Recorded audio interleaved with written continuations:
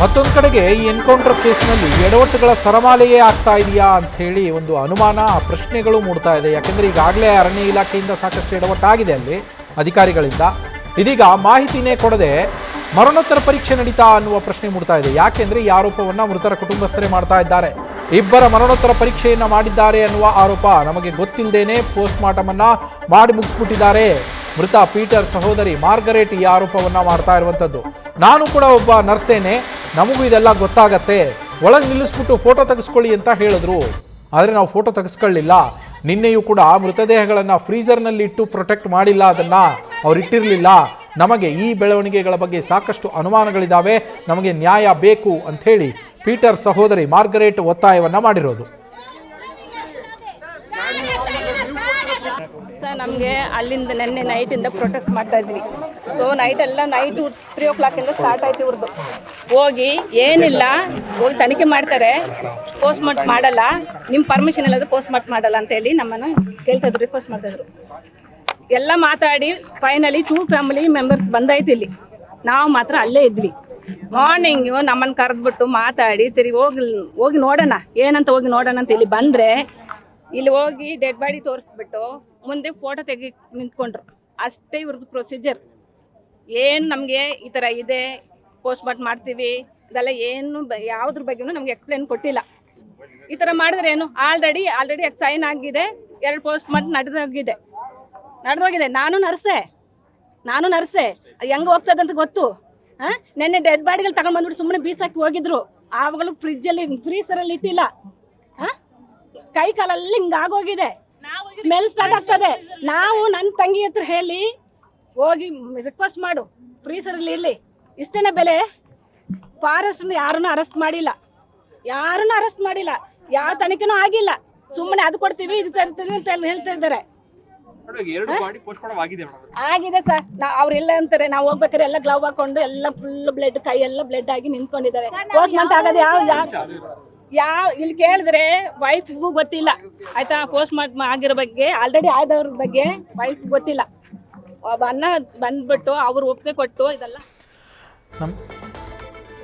ನಮ್ಮ ಜೊತೆ ಮಾತನಾಡೋದಕ್ಕೆ ಇದೀಗ ಹನೂರು ಶಾಸಕರಾಗಿರುವಂತಹ ಮಂಜುನಾಥ್ ಅವರು ಸಂಪರ್ಕದಲ್ಲಿದ್ದಾರೆ. ಮಂಜುನಾಥ್ ಸರ್, ನಮಸ್ಕಾರ. ಸರ್ ನಮಸ್ಕಾರ. ಮಂಜುನಾಥ್ ಅವರೇ, ಇವಾಗ ಅಲ್ಲಿ ಕುಟುಂಬಸ್ಥರು ಹೇಳ್ತಾ ಇದ್ದಾರೆ, ನಮಗೆ ಒಂದಷ್ಟು ಭರವಸೆಗಳನ್ನು ಶಾಸಕರು ಕೊಟ್ಟಿದ್ದಾರೆ, ಅದಕ್ಕೋಸ್ಕರ ನಾವು ಕೈ ಬಿಟ್ಟಿದ್ದೇವೆ ಅಂತ ಹೇಳಿ. ಏನೇನು ಭರವಸೆಗಳನ್ನು ಕೊಟ್ಟಿದ್ದೀರಾ ಸರ್?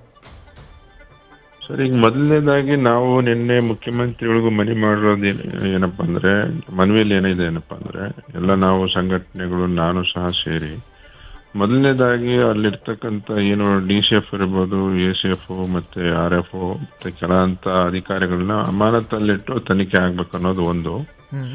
ಎರಡನೇದು, ಕುಟುಂಬಸ್ಥರಿಗೆ 2 ಕೋಟಿ ರೂಪಾಯಿ ಅನುದಾನ ಪ್ರತಿ ಕುಟುಂಬಕ್ಕೆ ಕೊಡಬೇಕು ಅಂತೇಳಿ ನಾವು ಆಗ್ರಹ ಮಾಡ್ತಾ ಇದೀವಿ. ಒಂದು ಮನೆಗೆ ಆ ಕುಟುಂಬಕ್ಕೆ ಒಂದು ಸರ್ಕಾರಿ ಉದ್ಯೋಗ ಕೊಡಬೇಕು ಅಂತ ಕೇಳ್ತಾ ಇದೀವಿ. ಜೊತೆಗೆ ಆ ಒಂದು ಸಣ್ಣ ಮಕ್ಕಳಿದ್ದಾರೆ, ಒಬ್ಬೊಬ್ಬರಿಗೂ 2 ಮಕ್ಕಳಿದ್ದಾರೆ. ಆ ಮಕ್ಕಳ ಒಂದು ಸಂಪೂರ್ಣ ವಿದ್ಯಾಭ್ಯಾಸನ ಸರ್ಕಾರನೇ ಭರಿಸ್ಬೇಕು, ಅವ್ರು ಎಲ್ಲಿ ತನಕ ಓದ್ತಾರೆ ಅನ್ನೋದನ್ನು ನಾವು ಕೇಳಿದೀವಿ. ಜೊತೆಗೆ ಒಂದು ಏನು ಇವಾಗ ಆ ಪ್ರಾಥಮಿಕ ಹಂತದಲ್ಲಿ ಜಿಲ್ಲಾಧಿಕಾರಿಗಳು ಮತ್ತೆ ಡಿಸ್ಟ್ರಿಕ್ಟ್ ಜಡ್ಜ್ ಹಂತದಲ್ಲಿ ತನಿಖೆ ಆಗ್ತಾ ಇದೆ. ಅದಲ್ಲದೆ ಒಂದು ನಿವೃತ್ತ ನ್ಯಾಯಾಧೀಶರ ಒಂದು ಅಡಿಯಲ್ಲಿ ಒಂದು ತನಿಖೆ ಆಗ್ಬೇಕು ಅಂತ ಹೇಳಿ ನಾವು ಆಗ್ರಹ ಮಾಡ್ತಾ ಇದೀವಿ. ಇಷ್ಟು ಬೇಡಿಕೆಗಳನ್ನ ಅವ್ರ ಮುಂದೆ ಇಟ್ಟು ಅವ್ರಿಗೆ ಒಂದು ಮನವೊಲಿಸಿ, ಆಮೇಲೆ ತತ್ಕ್ಷಣಕ್ಕೆ ಈಗ ಒಂದು ಪ್ರತಿಯೊಂದು ಕುಟುಂಬಕ್ಕೂ ಮಾನವೀಯತೆಯ ಮೇಲೆ ಈಗ ಸರ್ಕಾರ 5 ಲಕ್ಷ ರೂಪಾಯಿ ಘೋಷಣೆ ಮಾಡಿದೆ. ಇನ್ನಲ್ಲದೆ ನಾವು ಇನ್ನೂ ಒಂದು 10 ಲಕ್ಷ ರೂಪಾಯಿನ ವ್ಯವಸ್ಥೆ ಮಾಡಿ ಒಂದು ಕುಟುಂಬಕ್ಕೆ 15 ಲಕ್ಷ ರೂಪಾಯಿ ಹಣವನ್ನ ಅವ್ರಿಗೆ ತಲುಪಿಸ್ತಾ ಇದ್ದೀವಿ. ಇಷ್ಟು ಒಂದು ಕೆಲಸ ನಾನು ತಾತ್ಕಾಲಿಕವಾಗಿ ಮಾಡಿರೋದ್ರಿಂದ ಅವ್ರಿಗೆಲ್ಲ ಒಂದು ಕಡೆ ಕನ್ವಿನ್ಸ್ ಆಗಿದ್ದಾರೆ. ಸೊ ಹಾಗಾಗಿ ಮುಂದಿನ ಒಂದು ಏನು ಈಗಾಗಲೇ FIR ಆಗಿದೆ, 103/1 ಕೇಸ್ ಬುಕ್ ಆಗಿದೆ. ಸೊ ಅದ್ರ ಮೇಲೆ ಇನ್ನಷ್ಟು ತೀವ್ರ ತನಿಖೆ ಆಗುತ್ತೆ.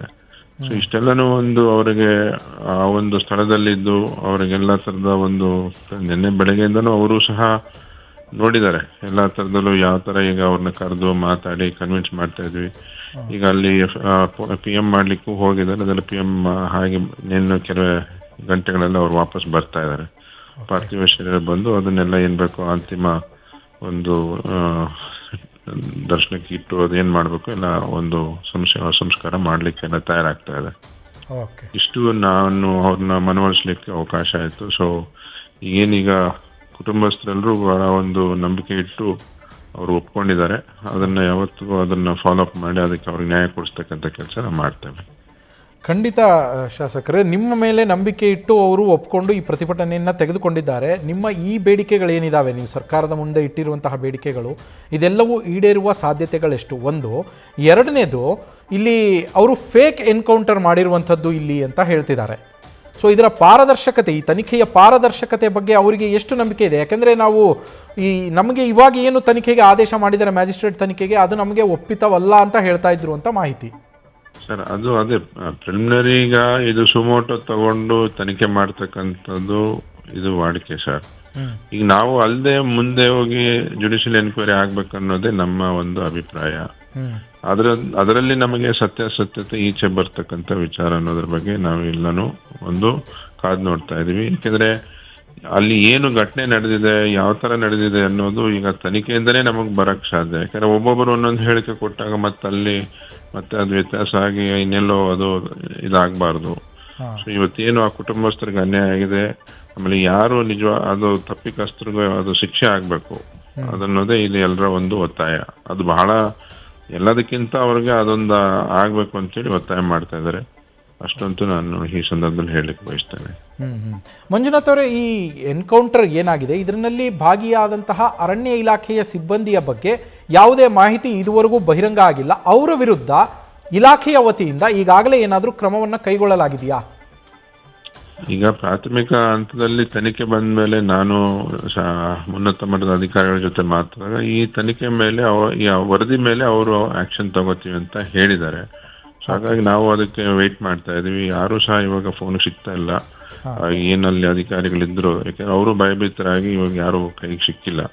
ಸೊ ಅದರ ಭಾಗವಾಗಿ ಮುಂದೆ ಏನು ಅದು ತನಿಖೆ ಮುಂದುವರೆದು ಅವ್ರಿಗೆ ಯಾವ ತರದ ಒಂದು ಅಂದ್ರೆ ಆದಷ್ಟು ತೀವ್ರಗತಿಯಲ್ಲಿ ತನಿಖೆ ಆಗ್ಬೇಕಂತೇಳಿ ನಾವು ಆಗ್ರಹಪಡಿಸ್ತಾ ಇದ್ದೀವಿ. ಸರ್, ಈಗ ಕ್ರಮ ಕೈಗೊಳ್ತಾರೆ, ಪ್ರಿಲಿಮಿನರಿ ಆಕ್ಷನ್ ಏನು ತಗೊಂಡಿದ್ದಾರೆ ಅಂತ. ಯಾಕಂದ್ರೆ ವರದಿ ಬಂದ ಮೇಲೆ ತೆಗೆದುಕೊಳ್ಳುವ ಕ್ರಮ ಓಕೆ, ಆ ವರದಿ ಬರೋದಕ್ಕೂ ಮುಂಚೆ ಇವರನ್ನ ಸಸ್ಪೆಂಡ್ ಮಾಡುವಂಥದ್ದಾಗ್ಲಿ ಆ ಥರದ್ದೇನಾದರೂ ಕ್ರಮ ಕೈಗೊಂಡಿದ್ದಾರೆ? ಯಾಕಂದ್ರೆ ಈ ವಿಚಾರದಲ್ಲಿನೇ ಸಾಕಷ್ಟು ಪ್ರಶ್ನೆಗಳಿದಾವೆ. ಘಟನೆ ನಡೆದಿದ್ದು ಬೇರೆ ಸ್ಥಳದಲ್ಲಿ, ಮತ್ತೊಂದು ಜಿಲ್ಲೆಯ ಆಸ್ಪತ್ರೆಗೆ ಮೃತದೇಹಗಳನ್ನು ತೆಗೆದುಕೊಂಡು ಬಂದಿದ್ದು, ಕೊಳ್ಳೇಗಾಲದಲ್ಲಿ ಹೋಗಿ ಫಸ್ಟ್ಗೆ ಚೆಕ್ ಮಾಡಿಸಿದ್ರಂತೆ, ಅಲ್ಲಿ ಬ್ರಾಡ್ ಡೆಡ್ ಅಂತ ಹೇಳಿದ್ರಂತೆ. ಈ ತರ ಹಲವು ಪ್ರಶ್ನೆಗಳಿರುವಾಗ ಅವರನ್ನ ಸಸ್ಪೆನ್ಷನ್ ನಲ್ಲಿ ಏನಾದ್ರು ಇಡಲಾಗಿದೆಯಾ? ಯಾಕೆಂದ್ರೆ ತನಿಖೆಯ ಮೇಲೆ ಪ್ರಭಾವ ಬೀರುವ ಸಾಧ್ಯತೆಗಳು ಇರಬಹುದಲ್ವಾ ಅವ್ರನ್ನ ಸಸ್ಪೆಂಡ್ ಮಾಡಲಿಲ್ಲ ಅಂದ್ರೆ? ಪೂರಕವಾಗಿ ಎಲ್ಲಾ ತರದಲ್ಲೂ ಈಗೇನೋ ಅಧಿಕಾರಿಗಳು ತೀರ್ಮಾನ ತಗೊಂಡಿದ್ರೆ ಸರಿ ಇದೆ. ನಮಗೆ ಮೈಸೂರಲ್ಲೇ ಒಂದು PM ಮಾಡ್ಲಿಕ್ಕೆ ಇರ್ತಕ್ಕಂಥ ಎಲ್ಲಾ ವ್ಯವಸ್ಥೆ ಇದೆ. ಸೊ ಅದು ಈಗೇನು FSL ಅವರು ಬಹಳ ಎಕ್ಸ್ಪರ್ಟ್ಸ್ ಅವರಿದ್ದಾರೆ, ಅವರೆಲ್ಲರನ್ನು ಕರೆಸಿ ಆ ಒಂದು PM ಆಗ್ತಾ ಇದೆ ಪ್ರೊಸೀಜರ್ ಪ್ರಕಾರ. ಸೊ ಅದು ಬಹಳ ಇಂಪಾರ್ಟೆಂಟ್ ನಮ್ಗೆ. ಆ ರಿಪೋರ್ಟ್ ಮೇಲೆನೆ ಈ ಒಂದು ತನಿಖೆ ಒಂದು ನಿಂತಿರ್ತಕ್ಕಂಥದ್ದು. ಸೊ ಅದನ್ನ ನಾವು ಪ್ರೊಸೀಜರ್ ಪ್ರಕಾರ ಎಲ್ಲೂ ಅದನ್ನ ಬಿಟ್ಕೊಟ್ಟಿಲ್ಲ. ಸೊ ಅದಾಗ್ತಾ ಇದೆ. ಸೊ ಅದರ ಮೇಲೆ ಮುಂದಿನ ಈಗೇನು ನೀವು ಹೇಳ್ದಂಗೆ ಕ್ರಮ ವಹಿಸ್ಬೇಕು. ಅದು ಉನ್ನತ ಮಟ್ಟದ ಅಧಿಕಾರಿಗಳು ಅವರು ಸಹ ಕೇಳಿದ ತಕ್ಷಣ, ಈಗ ವರದಿ ಬಂದ ತಕ್ಷಣ ನಾವು ಆಕ್ಷನ್ ತಗೋತೀವಿ ಅಂತ ಹೇಳ್ತಾ ಇದ್ದಾರೆ. ಯಾಕೆಂದ್ರೆ ಫಸ್ಟ್ ಆಫ್ ಆಲ್ ಇಲ್ಲ ಅವರ ಕಂಟೆನ್ಷನ್ನು ಅವರು ನಮ್ಮಲ್ಲಿ ಬಂದಿರೋ ಪ್ರಶ್ನೆ ಅಂತಾನೆ ಹೇಳ್ತಿದ್ದಾರೆ. ಬಟ್ ಹೌದು ಇಲ್ಲ ಅಂತಲ್ಲ, ಬಟ್ ನಡೆದಿರೋ ಘಟನೆ ಎಂತದ್ದು ಅನ್ನೋದ್ರ ಮೇಲೆ ಈಗ ನಾವು ಅದನ್ನ ಆಕ್ಷನ್ ತಗೋತೀವಿ ಅಂತಾನು ಅವರ ಒಂದು ಬಾಯಲ್ಲಿ ಮಾತುಗಳು ಬರ್ತಾ ಇದೆ. ಸರ್, ಅಲ್ಲಿ ನಾಡ ಬಂದೂಕು ಸಿಕ್ಕಿದೆ, ಅದರ ಗುಂಡುಗಳು ಸಿಕ್ಕಿದಾವೆ, ಮತ್ತೆ ಗನ್ ಪೌಡರ್ ಕೂಡ ಸಿಕ್ಕಿದೆ, ಹಾಗೆ ಮಾಂಸ ಸಿಕ್ಕಿದೆ ಅಂತೇಳೆಲ್ಲ ಹೇಳ್ತಾ ಇದ್ದಾರೆ. ಅದು ನಿಜಾನಾ ಸರ್? ಅದನ್ನ ಜಪ್ತಿ ಮಾಡಲಾಗಿದೆಯಾ? ನೋಡಿ, ಈಗ ನನಗೂ ACF ಅವರು ನಿಜ ಆತ್ಮರಕ್ಷಣೆಗೆ ನಾವು ಅದು ಆಕ್ಷನ್ ಮಾಡಿದ್ದಾರೆ ಅಂತ ಹೇಳಿರ್ತಕ್ಕಂಥದ್ದು. ಬಟ್ ನಮಗೆ ಸಂಪೂರ್ಣ ಸತ್ಯಾಸತ್ಯತೆ ಬರೋದು ಹೇಗೆ ಸರ್? ಈಗ ಅವ್ರು ಹೇಳಿದ್ದು ಅಲ್ಲಲ್ಲ, ಅದನ್ನೆಲ್ಲ ಏನೋ ಸೀಸ್ ಮಾಡಿದ್ದಾರೆ ಅಂತಿದ್ರು, ಅಲ್ಲಿ ನಿಜಕ್ಕೂ ಸಿಕ್ಕಿದೆ, ಸೀಸ್ ಮಾಡಿದೆ ಅನ್ನೋ ಇನ್ಫಾರ್ಮೇಶನ್ ನಿಮ್ಗೆ ಏನಾದ್ರು ಸಿಕ್ಕಿದೆಯಾ ಅಂತ? ನಿಜ ಇಲ್ಲ ಸರ್, ಅದು ಅವ್ರ ವಶದಲ್ಲಿದೆ ಸರ್, ಫಾರೆಸ್ಟ್ ಇಲಾಖೆ ವಶದಲ್ಲಿರುತ್ತೆ ಸರ್. ಅದೇ ಅವ್ರ ವಶದಲ್ಲಿ ತನಿಖಾ ಹಂತದಲ್ಲಿ ಅದನ್ನೆಲ್ಲಾನು ಪ್ರೊಡ್ಯೂಸ್ ಮಾಡ್ತಾರೆ. ಅದನ್ನೆಲ್ಲಾನು ಏನಾಗಿದೆ ಏನಿಲ್ಲ ಅಂತಾನು ಎಲ್ಲ ಮಾಹಿತಿ ಹೊರಬರುತ್ತೆ ಸರ್. ಓಕೆ ಸರ್, ಇನ್ನೊಂದು ಇಲ್ಲಿ ಮೃತ ಇವರು ಪೀಟರ್ ಏನಿದ್ದಾರೆ, ಅವರ ಸಹೋದರಿ ಮಾರ್ಗರೇಟ್ ಅವರು ಒಂದು ಆರೋಪ ಮಾಡ್ತಾ ಇದ್ರು, ನಮ್ಮ ಪರ್ಮಿಷನ್ ತೆಗೆದುಕೊಳ್ಳದೇನೆ, ನಮಗೆ ಮಾಹಿತಿಯನ್ನು ಕೊಡದೆ ಆಲ್ರೆಡಿ ಇಬ್ರು ಪೋಸ್ಟ್ ಮಾರ್ಟಮನ್ನೇ ಮಾಡಿ ಮುಗಿಸ್ಬಿಟ್ಟಿದ್ದಾರೆ, ಇಲ್ಲಿ ನಮಗದ್ರ ಮಾಹಿತಿನೇ ಕೊಟ್ಟಿಲ್ಲ ಅಂತೇಳಿ. ಒಂದು ಅವ್ರಿಗೆ ಮಾಹಿತಿ ಕೊಡ್ತೇವೆ ದಯವಿಟ್ಟು, ಯಾಕಂದ್ರೆ ಕೆಲವೆಲ್ಲ ಪ್ರೊಸೀಜರಲ್ಲೂ ನಾವು ಫಾಲೋ ಮಾಡ್ತಾ ಇದೀವಿ. ಒಂದು FIR ಅಲ್ಲೇ ಎಲ್ಲ ಬರ್ತಕ್ಕಂಥದ್ದು, ಆಮೇಲೆ ಒಳಗಡೆ ಆಯಾ ಭಾಗವಾಗಿ ವಿಂಗಡಣೆ ಆಗತ್ತೆ. ಯಾರ FIR ಅಲ್ಲಿ ಹೆಸರು ಮೆನ್ಷನ್ ಆಗಿದೆ. ಅವ್ರು ಫಸ್ಟ್ ಆಫ್ ಆಲ್ FIR ನಮಗೆ 3 FIR ಒಬ್ಬೊಬ್ಬರು ಸಪ್ರೇಟ್ ಮಾಡಿ ಅಂತ ಕೂತಿದ್ರು ಇಡೀ ರಾತ್ರಿ. ನಾನು ಏನ್ ಹೇಳಲಿ ಅವ್ರಿಗೆ. ಸೊ ಅದನ್ನ ಎಲ್ಲಾ ಪೊಲೀಸ್ ಇಲಾಖೆ ಉನ್ನತ ಅಧಿಕಾರಿಗಳು ಕನ್ವಿನ್ಸ್ ಮಾಡಿದ್ರು ಆಗಿಲ್ಲ, ನಾನ್ ಮಾಡಿದ್ರು ಆಗಿಲ್ಲ. ಕೊನೆಗೆ 5 ಗಂಟೆಲಿ ಆಯ್ತು ನೀವು ಹೋಗಿ ನಾವು ಬೆಳಗ್ಗೆ ಹೋಗ್ತೀವಿ ಅಂತ ಅವ್ರಿಬ್ರು ಹೋದ್ಮೇಲೆ ಮತ್ತಿಬ್ರು ಹೋಗಿದ್ದು. ಬಟ್ ಒಂದೇನಪ್ಪ ಅಂದ್ರೆ ಅವ್ರಿಗೆ ಒಂದು FIR ಅಲ್ಲಿ ಮತ್ತೆ ಈಗ ಸಪ್ರೇಟ್ ಆಗಿ PM ಮಾಡ್ತಾರೆ. ಎಲ್ಲಾನು ಒಬ್ಬೊಬ್ಬ ತಹಶೀಲ್ದಾರು, ಒಬ್ಬೊಬ್ಬ DYSP ಎಲ್ಲಾನು ಪೊಲೀಸ್ನ ನೇಮಿಸಿದ್ದಾರೆ. ಸೊ ಅದ್ರ ಪ್ರಕಾರ ಕಾನೂನು ಏನಿದೆಯೋ ಅದು ಆಗ್ತಾ ಇದೆ. ಸೊ ಅದು ಅವ್ರಿಗೆ ಕೆಲವೆಲ್ಲ ಮಾಹಿತಿ ಇಲ್ಲ ಸರ್. ಬಹುಶಃ ಅಷ್ಟು ಬಿಟ್ರೆ ಮೇ ಬಿ ಅವ್ರು ಹೇಳೋದು ಒಂದು ಆಂಗ್ಸೈಟಿ ಇದೆ, ಯಾಕೆಂದ್ರೆ ಅವರು ಆಕ್ರಂದನ ಇದೆ, ಮೃತಪಟ್ಟಿದ್ದಾರೆ, ನಮ್ಗೆ ಹಿಂಗೆ ಆಗ್ಬೇಕು ಅನ್ನೋದು ಅವ್ರು ಕೇಳೋದು. ಅವರು ಸರಿ, ನಾನು ತಪ್ಪು ಅಂತಾರಲ್ಲ, ಬಟ್ ನಾವು ಏನ್ ಪ್ರೊಸೀಜರ್ ಇದೆಯೋ ವಿ ಆರ್ ಫಾಲೋಯಿಂಗ್ ಇಟ್. ಯಾಕೆ ಅಂದರೆ ಸರ್, ಅವರು ನಾನು ಕೂಡ ನರ್ಸೇನೆ, ಬಾಡಿಯನ್ನು ಫ್ರೀಸರಲ್ಲಿ ಕೂಡ ಇಟ್ಟಿರಲಿಲ್ಲ ಬಾಡಿ ತೊಗೊಂಬಂದಾಗ ಇವರು. ಅದಲ್ಲದೆ ನಮಗೆ ಇನ್ಫಾರ್ಮೇಷನ್ನು ಕೊಟ್ಟಿಲ್ಲ, ನಮ್ಮ ಹತ್ರ ಸೈನು ತಗೊಳ್ದೇನೆ ಇಬ್ಬರು ಪೋಸ್ಟ್ ಮಾರ್ಟಮ್ ಕೂಡ ಮುಗಿಸ್ಬಿಟ್ಟಿದ್ದಾರೆ ಅಂತೇಳಿ ಅವರು ಆರೋಪ ಮಾಡ್ತಾ ಇದ್ರು. ಅದಕ್ಕೋಸ್ಕರ ಕೇಳಿದೆ, ಈ ಪೋಸ್ಟ್ ಮಾರ್ಟಮ್ ವಿಚಾರದಲ್ಲಿ ಯಾವುದೇ ರೀತಿಯ ನಿಯಮ ಉಲ್ಲಂಘನೆ ಆಗಿಲ್ಲ ಅಲ್ಲಿ. ಈಗ ಕೆಲವೆಲ್ಲ ಅವ್ರಿಗೆ ನಾವು ಮುಖ್ಯಮಂತ್ರಿಗಳಿಗೆ ಏನ್ ಮನವಿ ಕೊಟ್ಟಿದ್ವಿ ಅದು ಗೊತ್ತಿಲ್ಲ ಅವ್ರಿಗೆ. ಬರೀ ಬಾಯಲ್ಲಿ ಹೇಳ್ತಾ ಇದೀರ ಅಂತಾರೆ. ಸೊ ಆ ಕಾಪಿನೂ ಕೊಟ್ಟು ಈಗ FIR ಕಾಪಿನೂ ಎಲ್ಲ ಕನ್ವಿನ್ಸ್ ಮಾಡಿದೀವಿ, ಈಗೆಲ್ಲ ಆಗ್ತಾ ಇದೆ ಸರ್. ಸೊ ಅಷ್ಟು ಮಾತ್ರ ಹೇಳಬಲ್ಲೆ ನಾನು. ಸೊ ಇದು ಹೆಂಗೆ ಅಂದ್ರೆ ಸ್ವಲ್ಪ ಆ ಒಂದು ಸನ್ನಿವೇಶ ಬಂದವರೆಲ್ಲ ಆ ಒಂದು ಏನು ಆಕ್ರಂದನ ಇದೆ ಅದು ಹೊರ ಆಗ್ತಿರ್ತಾರೆ sir. We have to convince them. ಅದೊಂದೇ ಬಿಟ್ರೆ ಬೇರೆ ಏನೂ ಇಲ್ಲ. ಸೊ ಈಗ ಏನೈತೆ ಪ್ರೊಸೀಜರ್ ಆಗಲೇಬೇಕು, ಅದು ಮಾಡೇ ಮಾಡ್ತೀವಿ. ಮುಂದೆ ಅವ್ರಿಗೇನು ನ್ಯಾಯ ಒದಗಿಸೋಕ್ಕೆ ಒಂದು ಪ್ರಯತ್ನ ಮಾಡ್ಬೇಕು. ಎಲ್ಲ ಒಂದು ಆಗಲೇಬೇಕು, ಅವ್ರಿಗೆ ನ್ಯಾಯ ಸಿಗೋ ತನಕ ಇದು ನಮ್ಮ ಹೋರಾಟ ಇದ್ದಿದೆ ಸರ್. ಓಕೆ ಸರ್, ಈ 24 ಗಂಟೆ ಏನೋ ಡೆಡ್ಲೈನ್ ಕೊಟ್ಟಿದ್ದಾರೆ. ತಪ್ಪಿತಸ್ಥರ ಅಧಿಕಾರಿಗಳು ಏನಿದ್ದಾರೆ ಇದರಲ್ಲಿ ಭಾಗಿಯಾದವರು, ಅವರ ವಿರುದ್ಧ ಕ್ರಮ ಕೈಗೊಳ್ಳಬೇಕು ಅಂತೇಳಿ ಡೆಡ್ಲೈನ್ ಕೊಟ್ಟಿದ್ದಾರೆ. ಇಲ್ಲದಿದ್ರೆ ಮತ್ತೆ ಪ್ರತಿಭಟನೆ ಮಾಡ್ತೀವಿ ಅಂತ ಹೇಳಿದ್ದಾರೆ ಅಂತ ಮಾಹಿತಿ. ಇಲ್ಲ ಸರ್, ಯಾವುದು ಆ ಥರ ಮಾಹಿತಿ ಇಲ್ಲ.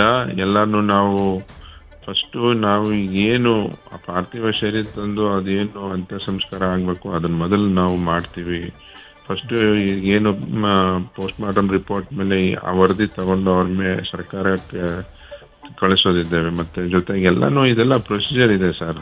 ಎಲ್ಲಾನು ಇನ್ಸ್ಟೆಂಟಾಗಿ ಆಗ್ಲಿಕ್ಕೆ ಇದು ನಾನು ಹೆಚ್ಚಿಗೆ ಹೇಳಲಿಕ್ಕೆ ಗೊತ್ತಿಲ್ಲ ಸರ್. ಇದೆಲ್ಲ ಎಲ್ಲರೂ ಕೇಳ್ತಾರೆ, ಬಟ್ ಕಾನೂನು ಅದರದ ಕೋರ್ಸ್ ಆಫ್ ಆಕ್ಷನ್ 100% ತಗೊಳತ್ತೆ.